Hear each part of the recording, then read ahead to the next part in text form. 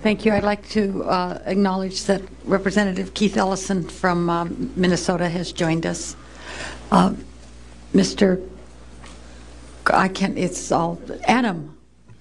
Yes, thank Kokesh? You, Kokesh, yes, ma'am. Good morning. I think my background can best be summarized by a form that I filled out 9 June 1999 at the Military Entrance Processing Station after enlisting in Santa Fe, New Mexico, entitled, Why I Joined the Marine Corps. I feel a responsibility to take part in the national defense in some way. For whatever short amount of time and whatever minuscule part of it that I am, I would like to do my part, and I feel the Marine Corps is the best way for me to do it. I am also joining for the experience and self-growth that comes with being a Marine. The experiences are priceless, and many cannot be had anywhere else. I would only hope that anyone considering joining the military today for those reasons of which I am very proud of realize that they have a higher calling in serving their country to restore faith in our system of governance before they make themselves ready to fight and kill and die in the United States of America, knowing that they may end up dying for a lie.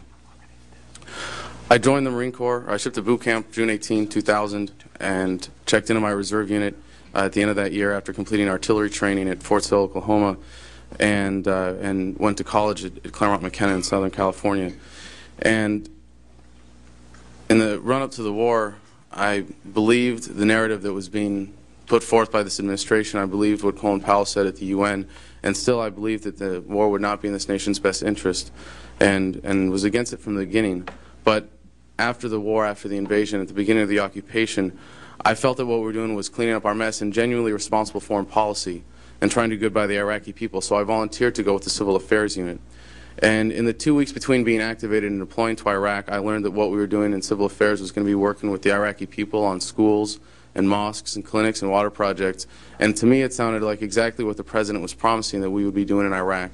And I was very excited about that. I thought that we were going to be the tip of the spear.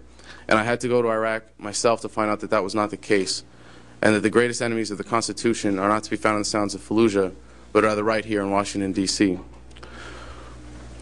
On our way into Iraq, I was issued this Rules of Engagement card that is supposed to be the gold standard of conduct and use of force for the military in the occupation of Iraq. They couldn't even cut the card square.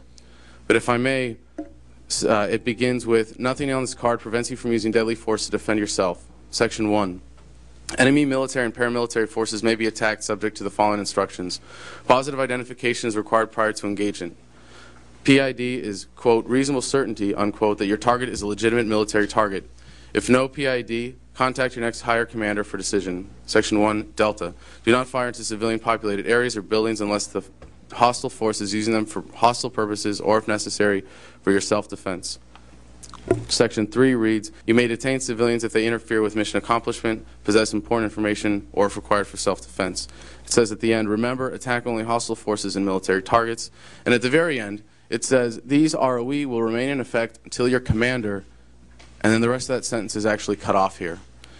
And that just goes to show that not only are the rules of engagement as they're strictly outlined by this card to contradict themselves and to be confusing and to put Marines in a situation where their morals as defined by those rules are put at odds with their survival instincts. And I think that it's fundamentally criminal to put brave young Americans in that situation.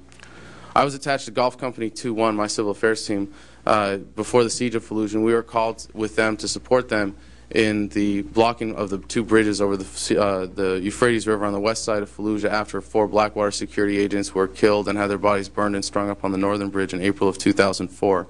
Shortly after arriving there, first slide please, there was a checkpoint shooting to the west of our position where a man coming home from work at the end of the day did not see the newly emplaced Humvee, desert colored against the desert background, manned by Marines wearing desert-colored camouflage, and a Marine there decided that he was approaching at too fast a rate of speed and emptied into the vehicle with a .50 caliber machine gun.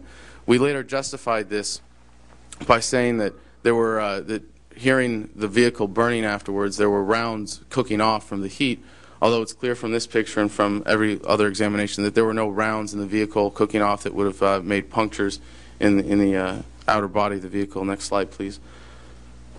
The second round, or the round that hit this Iraqi gentleman in the chest, hit him so hard that it broke his chair and knocked him back in his seat. Next slide, please. The vehicle was dragged into our compound where we were sleeping, as you can see in the background where the vehicles are parked in this picture. This is a picture that I'm very ashamed of, having posed with this dead Iraqi as a trophy picture.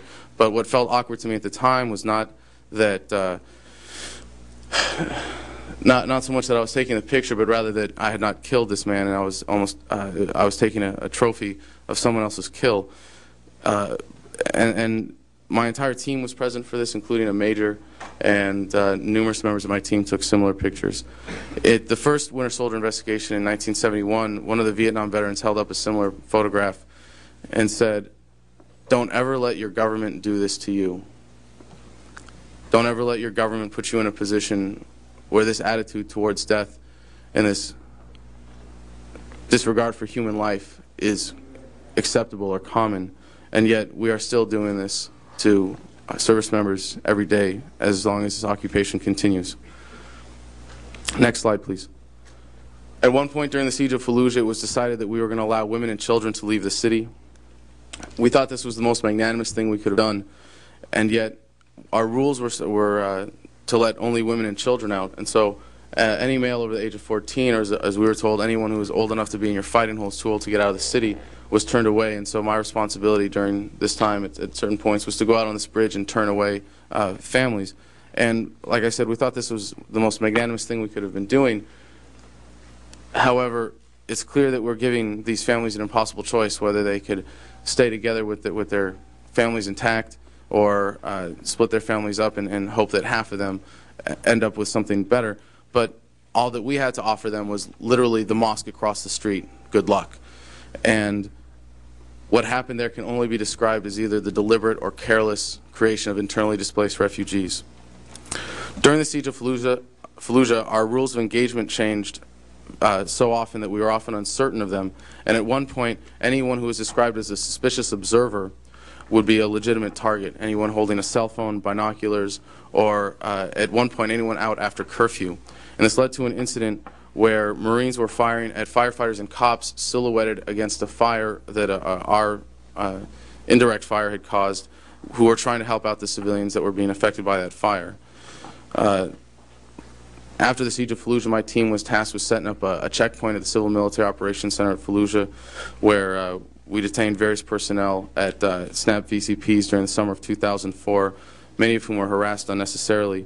One such person had a bag of cash in his back seat and was harassed by human intelligence officers before being released. And their abuse of him was such that they were even reprimanded by a higher officer, but they determined that there was no reason to detain him and he was let go.